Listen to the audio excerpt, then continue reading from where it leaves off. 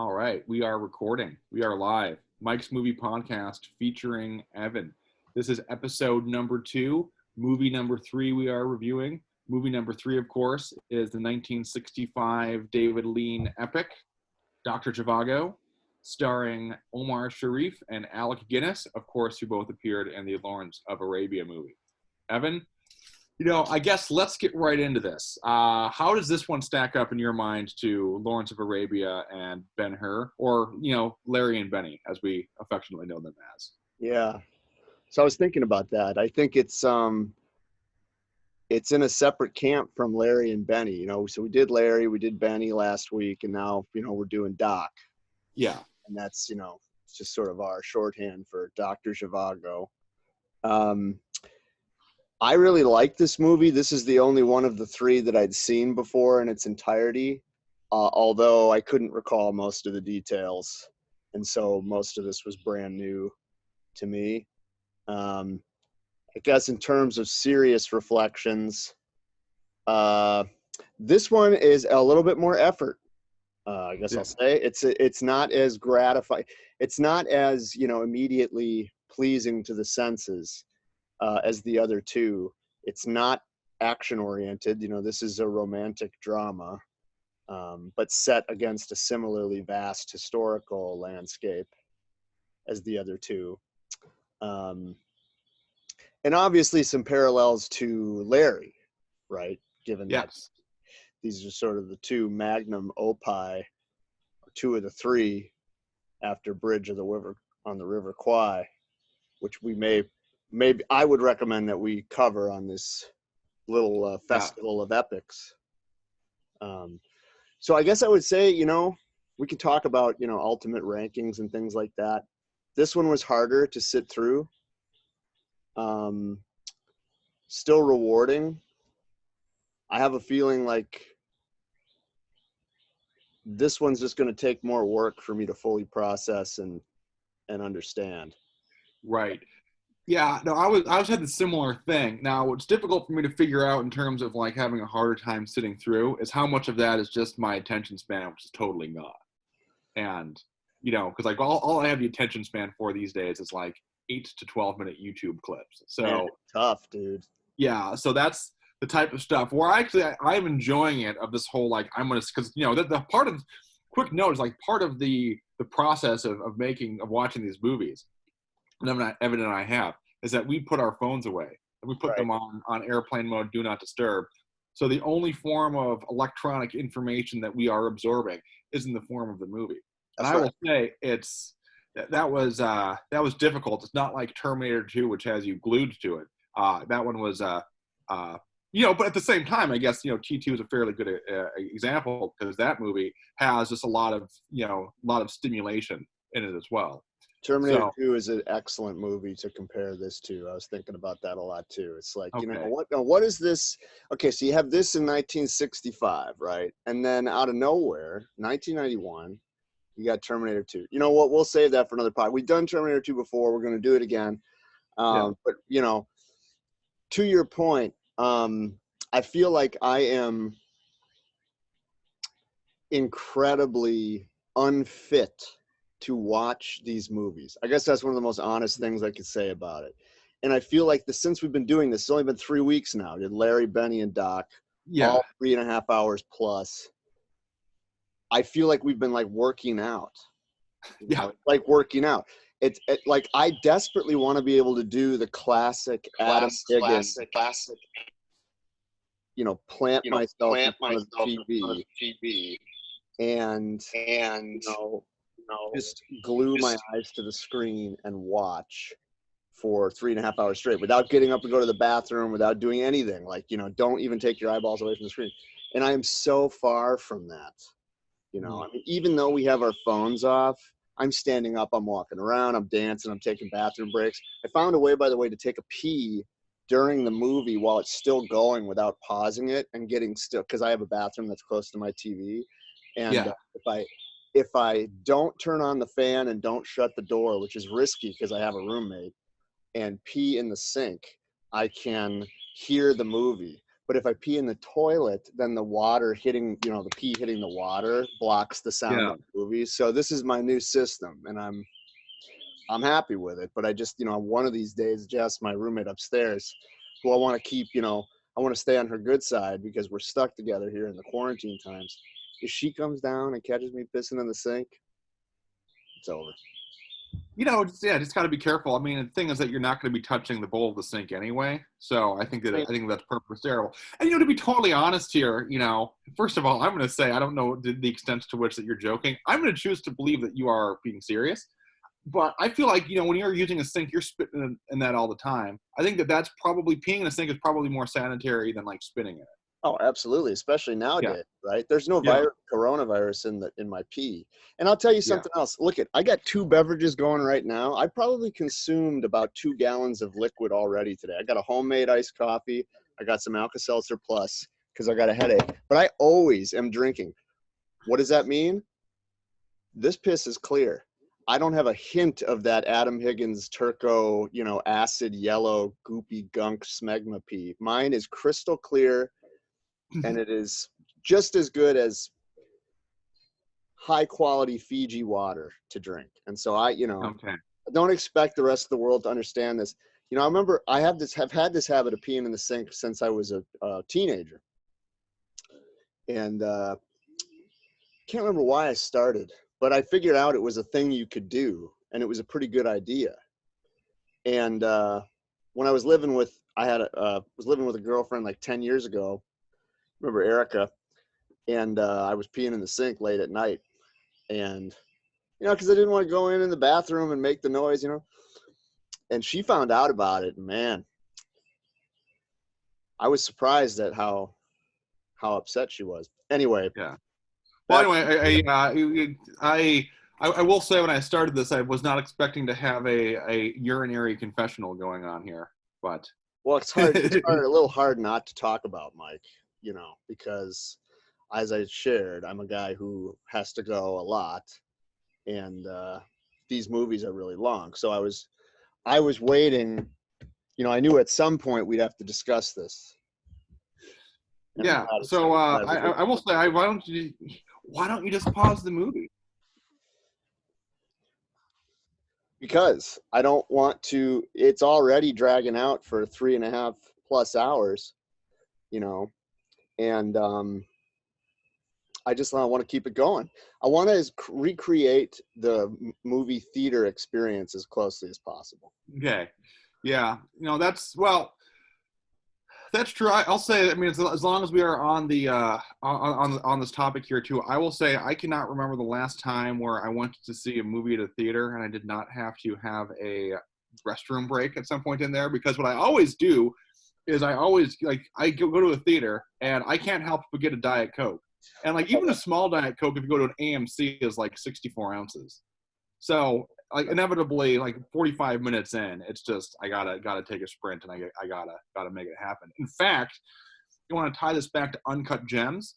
In that movie, there was the scene that I missed is when Adam Sandler was at his kids play, and then he got abducted and thrown into the back of the trunk. I missed the abduction part there because I was using the bathroom. So I need to see that movie again. I did see the end of it, but so no. But I'll say with these movies though, you can always wait for the intermission. But getting back on point, I'm with you. I find myself having a difficult time really focusing. It does make me think back a little bit to high school, and how you'd be going through some sort of algebra class or whatnot, and how 4 minutes in, my brain would be just totally thinking about something else. So maybe it's not a fact of this modern information age that we are in. It's just that we just don't have very good attention spans. Right. Well, even back in those days, we were littered with distractions. Our forms of entertainment were sports and video games, and there's just so much, I've got all these computers, I got technology, I got everything, that I need. And listen, I'm taking in information from all different streams at various times to just focus on one slow burn. Boy, Yeah, it's a challenge, but I think it's good work. I think we're doing good work. This is good for our brains, good for our bodies. Mm-hmm. Um, I want to keep it up. I want to ask you the same question. Like, now we've watched 3 epics. Maybe just take the question of, which is your favorite and why. Well, I can't remember what I said. I think in the most recent one I said Benny was my favorite, Mm-hmm. and I think it was Benny and Larry. I would say there's again, it's going to flip flop between those two, and I think there's going to be a fair gap between those two and this one. And the same things that I liked about those two were on display here. I just loved the epic scale of everything, and just the Bolshevik Revolution era Soviet environment that was portrayed. So it looks like you want to say something. Well, I always want to say something, but Yeah. that's all right. I'm staring at Yeah. the So, card right now in I, Moscow. yes, of course. Yes, that's very, I very, decided very. to fly to my winter penthouse in Moscow to do this podcast, and I got on one of the only flights available, and we talked about how soon it's only going to be Virgin Airlines. That's going to only be the only airline left. You're going to have to fly in Richard Branson's jet. Anyway, the Cardinals are chirping here in Moscow, but one thing that just struck me about Larry that makes it very different from these other 2 movies Mm-hmm. is that there are really no women in the movie, right? So, and say what you will about that, but it kind of lets you focus on this one kind of character arc. Dr. Zhivago is sort of a romantic drama at its core. Yeah. Yeah. Well, yeah. No, I did do a little reading about this afterwards. So I didn't read any full reviews, but I was going through the Wikipedia page just to get the plot, just so I had that one remembered. And that was one of the criticisms of the movie, was that, as you said, at its core, it's it's like a romantic story with the revolution as the backdrop. Yeah. And I agree, and I guess that's a good summary there too. Where I like the revolutionary part, I really enjoyed watching that one, and just like the general, just like the brutality of the conditions and the day to day life, and then like when they finally escape to that his childhood home or wherever, and it's the middle of winter and the entire house is snowed in, and they're just like totally like isolated and desolate, or like the train ride to get out there was like just watching that.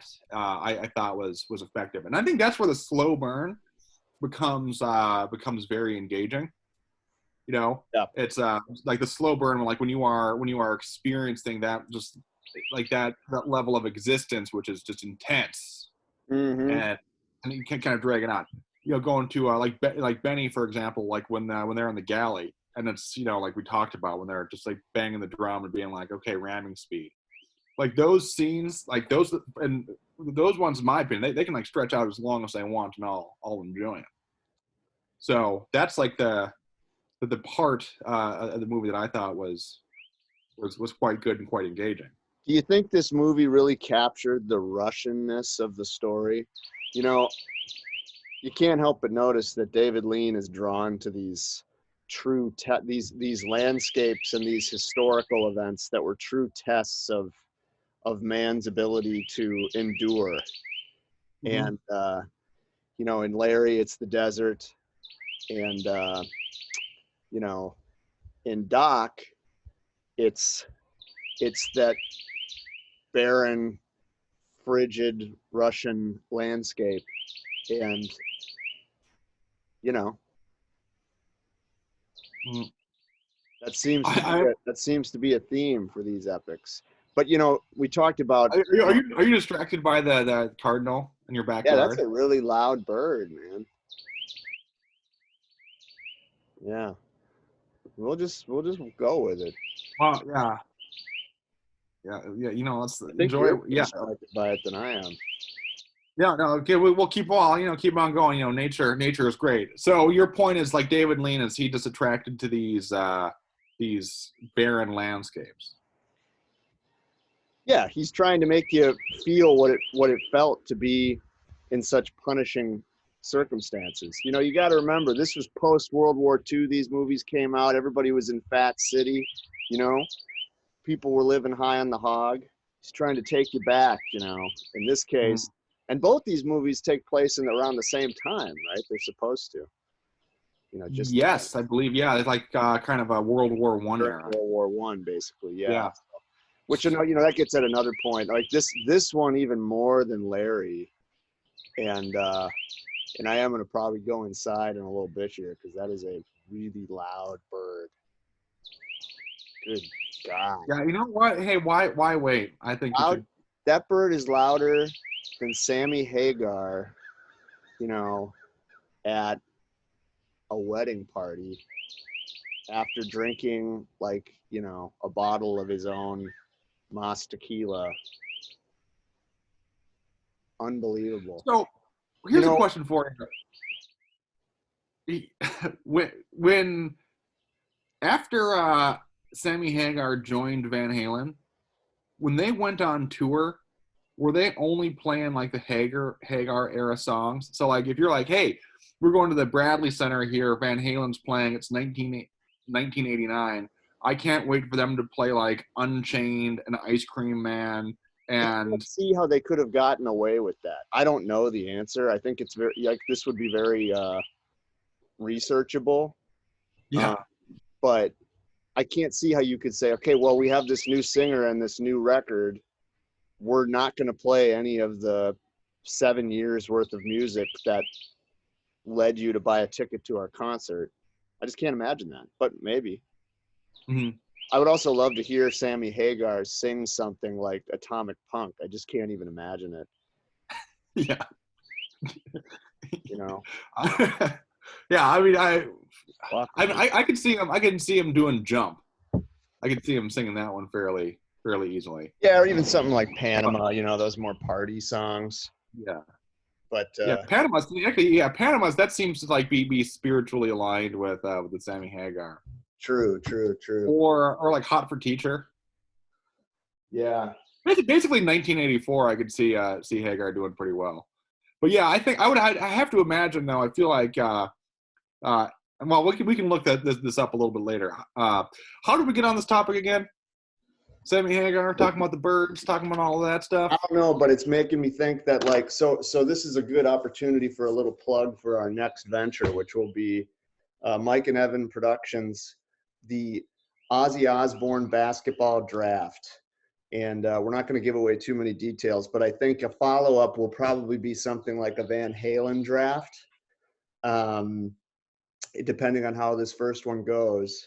So if you like Ozzy and you like basketball, tune in for Ozzy's basketball draft. But yeah, so back to the movie.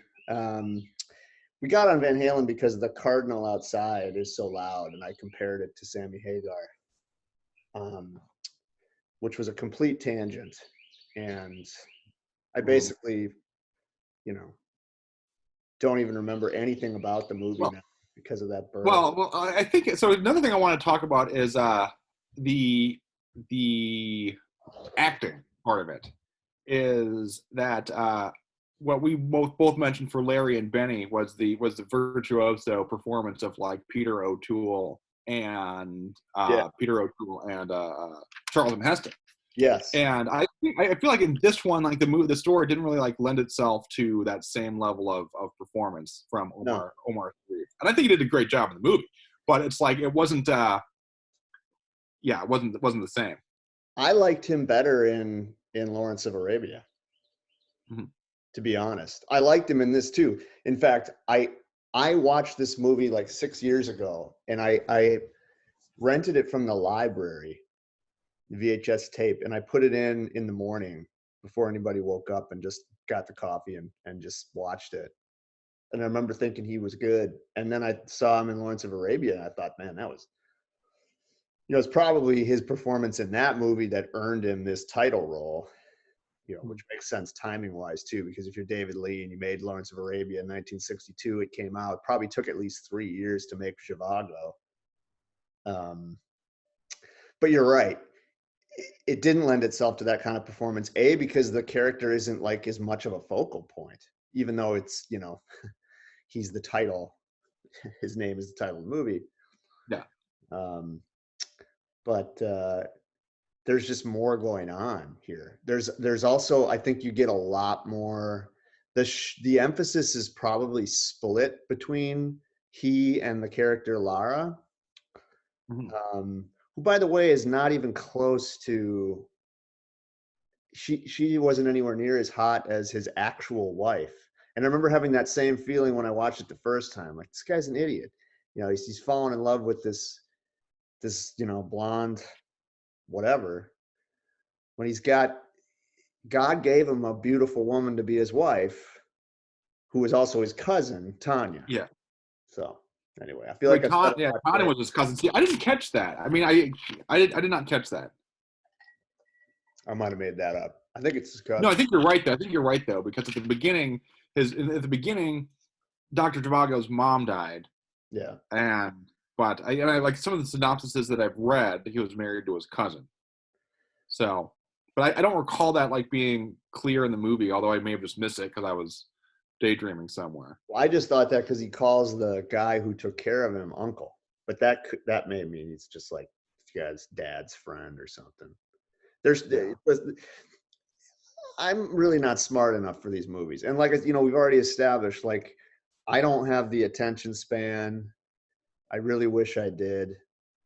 I'm working on it. Hopefully this whole process makes me a smarter person, but it's not looking good. Yeah. I mean, there was a lot of stuff too where that was just, I just missed that. That really just needed to be spelled out more clearly for me. So for example, like Victor Kamansky,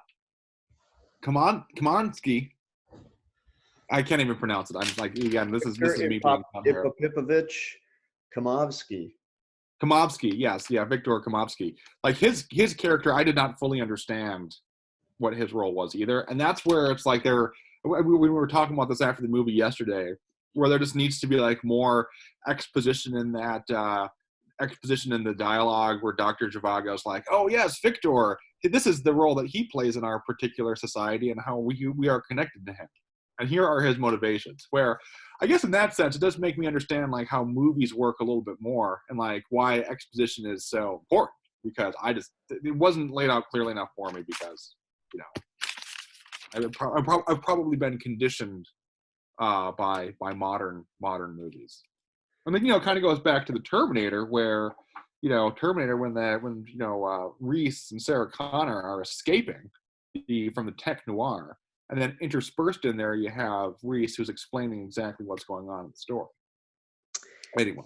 If you bring up Terminator again, I'm going to shut this off.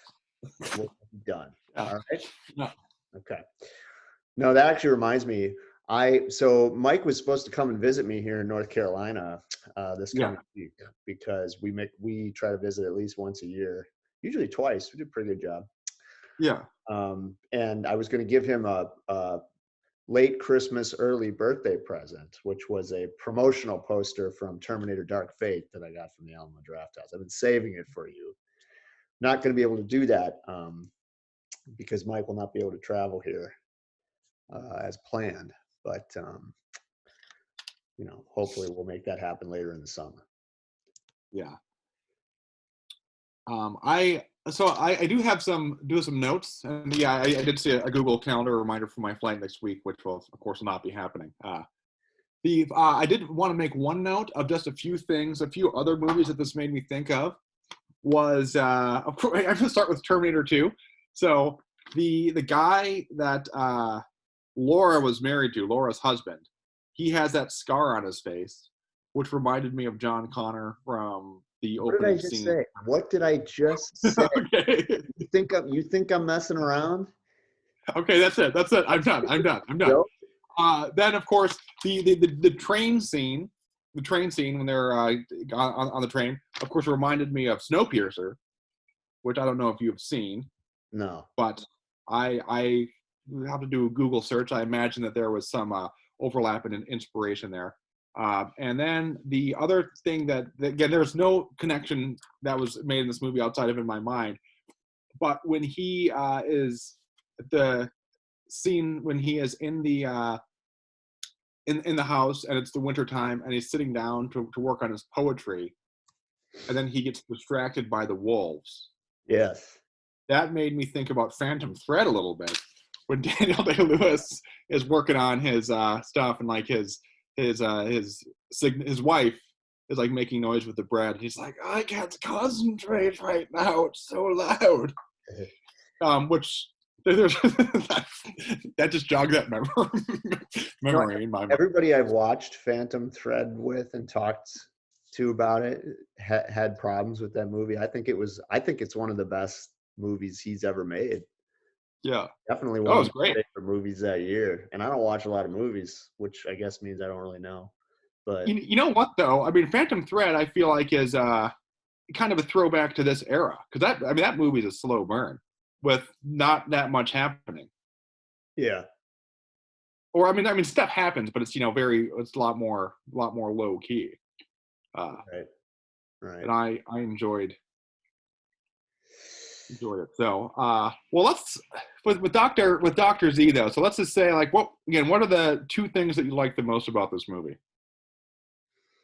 Well, I've always had kind of a Russian fetish, both, with what little I've been exposed to, both in terms of literature and film. And I guess there's always been something intriguing about it for me because it's like it epitomizes foreignness in a lot of ways. Um, so yeah, again, just sort of like the Russian historical elements. I really can't speak to how accurately they were portrayed in the movie, but that was probably the most enjoyable piece of it. And then also relatedly, I love this Russian this idea of like the Russians suffer deeper than anybody else. Like they're just known for their suffering. And I liked the way that was sort of brought out, and the brutality of the events around the war and the revolution. Mm-hmm. One of my two favorite parts. Not a huge fan of there were a lot of sort of like classic lovey-dovey romantic things to this movie that just, that don't resonate. Um, but good characters, beautiful scenery. Also like and wanted to see what you thought about the frozenness of the set. Like what was with those, like the houses and palaces toward the end that were just all coated in ice? What's going Mm-hmm. on there? I mean, it was cool, but I don't understand how or why that happened. Yeah. I thought that was a cool visual too. The inside of the house, though, I'm not sure about how that would have happened either. I feel like that was that's something for MythBusters to get to the Right, bottom of. right. But no, I think one thing that kind of goes to the whole like Russian suffering and just like the coldness is everywhere, and it's like inescapable. Like Sure. you're cold and isolated and miserable. And I thought that was conveyed quite well too, which I enjoyed. Do you remember? So speaking about the historical element of it, going back to high school, junior year English class, there was a movie that we watched which took place around the Bolshevik Revolution. Is that what it's even called, the Bolshevik Revolution? Just to show my tenuous grasp on this Yeah, historical I think so. thing. But That's, at the very, I don't know if you remember this movie, but at the very end, you like had the Tsar and his family that all got murdered while they were taking a family portrait. Do you recall what that movie was? I don't We can remember look. anything about that. You remember watching that? I remember hearing the late great Russian scholar Tom Feeney talk about that Yeah. coup or that assassination, but I Yeah. don't remember. Yeah. No. No. I'll say, I mean, what I liked about the movie is I mean, again, my complaint these days is there are too many special effects in movies Right. in the contemporary pictures. So I like that there are none, and just the scale of the sets and what we're seeing. I think it just has a very very clean and satisfying look, which helps you really feel the environment. So I like that part of it, and I think that would probably be my favorite element of the movie.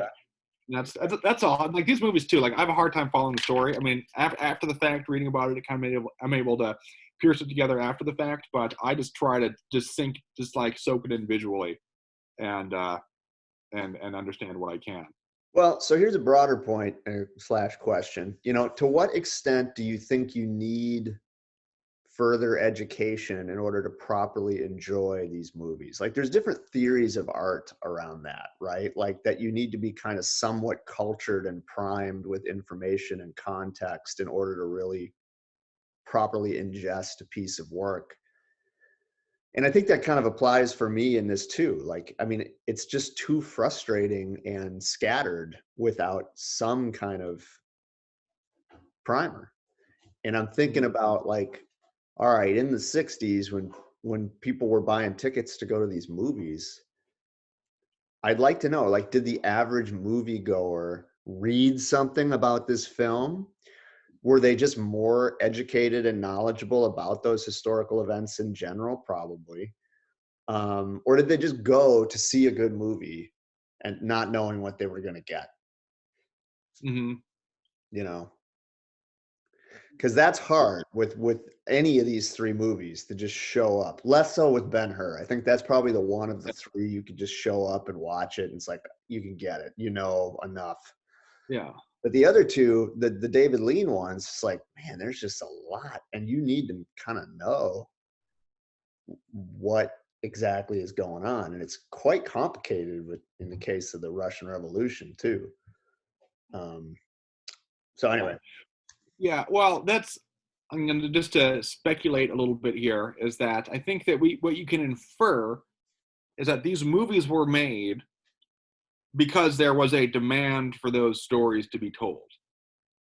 yeah, And I think we can infer from that is the demand is because there was a widespread understanding of what those stories are. So to use like some an imperfect contemporary analogy, the movie like The Big Short about the Great Recession, or like I Tanya about the Tanya Harding story and everything. Like yeah, people are familiar with those events, true, and so when they or even something like Richard Jewell, which just came out about the security guard who the '96 Olympics. Like people understand what was going on. So like there's a movie because there's an overall understanding. Again, I feel like 50 years from now, if somebody 50 years from now, 60 years from now, if you were to show somebody like I Tanya, it'd be like they would have the same thing that we do, or like the Big Short probably would be a better example, just given the larger ramifications of it. Although now that I think about it, I mean, I'm going off on a bit of a rant here, but The Big Short, they did have like some very explicit exposition scenes that were interspersed throughout the movie. Anyway, to the original point, I think that yes, I think the answer is that yes, these movies were made because there's a demand for the story, and that demand, implies an understanding of Larry and Benny and just the Dr. Zhivago story.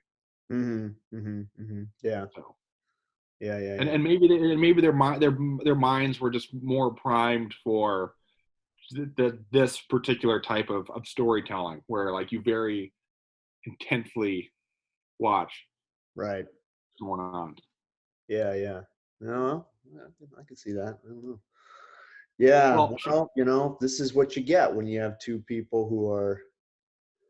I think you could describe us as inquisitive, modestly intelligent viewers of these movies with otherwise very little background and ability to, yeah, which is I think what makes this a fun exercise. And There aren't that many of these things either, like these 3 to 4 hour Yeah, 1960s epics. We looked around. At least not that I yeah, can find. There's sort of Cleopatra, Bridge on the River Kwai. Um, you mentioned Gone with the Wind. yeah. I think there's also the Ten Commandments, Ten and Commandments. I think there are some. There, I'm sure there are some like 3 or 4 epics that were made, which just weren't very good. And I, not, I think in order for me to get the motivation to get through them, they have to be like the classics. Um, Before we get into the burger rating, though, there's one more note that I just want to make sure that we have. What I actually thought was very well done is at the very end of the movie, very end of the movie, when it's more or less revealed that the woman is the daughter of Dr. Zhivago and Laura, Yeah. yeah. No, Um, that's Tanya. You mean Lara's daughter, yeah, Laura's daughter, yeah, right? the Tanya. daughter of Laura. Tanya Komarovsky. I actually wrote that down. Yeah. The Anyway, at the very end, so they're at the dam, and then there's this overhead shot of the water coming out of the dam, and as that's happening, the credits start rolling. And I thought that having the water flowing and the credits going in the same direction, I thought was a very satisfying way to roll the credits. Kind of the ketchup on the cheeseburger there, isn't it? Yeah, but well, let's get to the old burger rating menu. How rating the important thing. Now that you mentioned, I don't know if that was the segue that you're going for. How many cheeseburgers do you give this one? Listen, I would give this movie 5 cheeseburgers, and as much as I hate mayonnaise, I would put just a little mayonnaise on the cheeseburgers, because it's 5 cheeseburgers, but it was a little bit more painful than the other 2 5 cheeseburger movies that we watched during Mm-hmm. this festival of epic sagas. So you're still going to give it 5 cheeseburgers, Oh, even though you have the. Okay, well, this is a bold move on my play. I'm going to give it 4 cheeseburgers. oh my God. Yeah. Well, all right. So that's basically like saying you're giving it a B minus, right? Because that's like 4 out of 5 cheeseburgers, 80%. So Yeah, I mean, you could. I guess that is one way of looking at it. I kind of view 4 out of 5 as like a B plus though, like a solid B, all right. B to B plus. What would you give Uncut Gems? I mean, I'd give Uncut Gems. I'd give that 5 deluxe cheeseburgers. Yeah. That one. Sesame seed bun maybe on that. Yeah. 5 cheeseburgers No, too for Uncut Kevin Garnett. Yeah, Uncut Gems was amazing. Have you seen Good Time, by the way?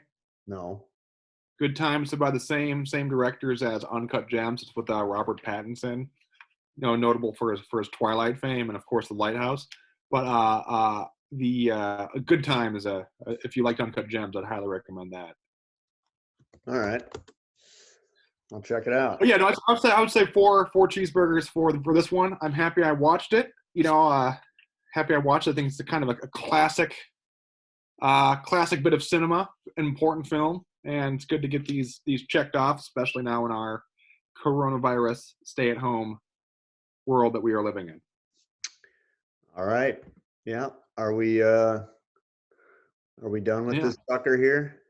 yeah. Let's wrap it up and stay tuned for a prolonged discussion about Ozzy Osbourne. And let's say, how about right now? Let's just watch the Bridge on the River Kwai Bridge on the for River. the next one. I mean, to really just wrap up the classic David Lean epic trilogies. I know that he's directed other films, but let's just do that.